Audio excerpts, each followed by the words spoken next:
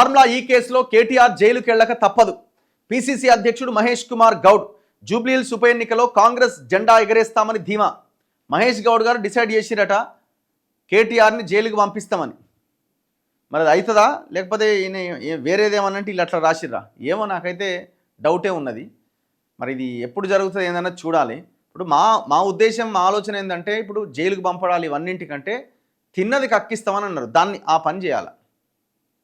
ఇప్పుడు టెరాసిస్ అనే కంపెనీ ఈ రాష్ట్రంలో ప్రభుత్వ భూములు ప్రైవేటు పట్టాల కింద మారినవి 25 లక్షల భూమిగా చెప్తున్నారట. మరి సరే 25 లక్షలు 5 లక్షలు మొత్తానికైతే లక్షల ఎకరాల భూమి. మరి ఆ లక్షల ఎకరాల భూమి మళ్ళీ ప్రభుత్వ ఖాతాలోకి రావాల్సిన అవసరం ఉందా లేదా, దీని మీద మాట్లాడాలా. మాకు కావాల్సింది ఇది. ఎందుకంటే ఇది కొన్ని లక్షల కోట్ల డబ్బులు.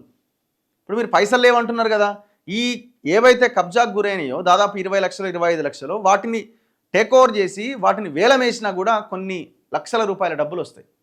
ప్రభుత్వం అద్భుతంగా నడుస్తుంది. మీరు ఏం చేయాలనుకుంటే అది చేసేయచ్చు. ఆ ప్రయత్నం జరగాల. ఇప్పుడు ఆయన జైలుకు పోతే తెలంగాణ ప్రజలకు వచ్చేది లేదు, ఇంకోటి అయ్యేది లేదు. వాళ్ళు తిన్నది కక్కిస్తే అదే భయంకరమైన శిక్ష. వాళ్ళని ఓడగొట్టడం కాదు శిక్ష. అందరు ఓడిపోతారు, గెలిచేవాళ్ళు గెలుస్తారు, ఓడిపోతారు. రేవంత్ రెడ్డి అంటుండు ఆయన ఫామ్ హౌస్లో ఉంచడమే, ఆయన ఓడిపోవడమే పెద్ద శిక్ష అంటుండు. ఓడిపోవడం పెద్ద శిక్ష ఎట్లయితుంది?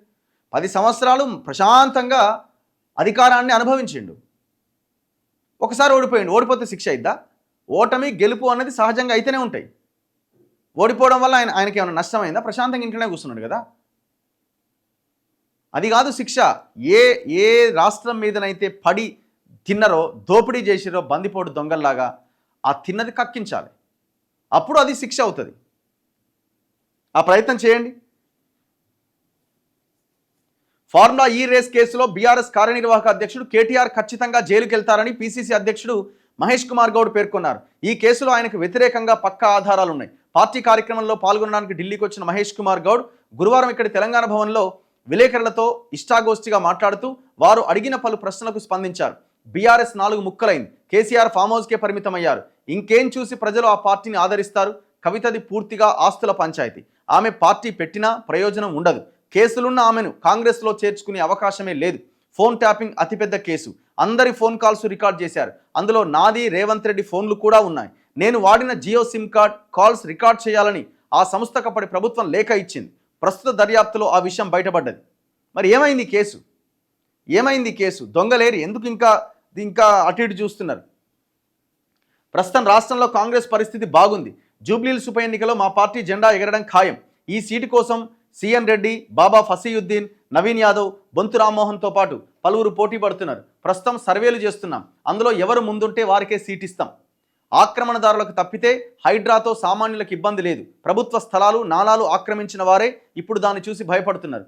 ప్రభుత్వ భూములను కాపాడేందుకు హైడ్రా చేస్తుంది, బాగా పనిచేస్తుంది. దుకాణం ఓపెన్ చేసి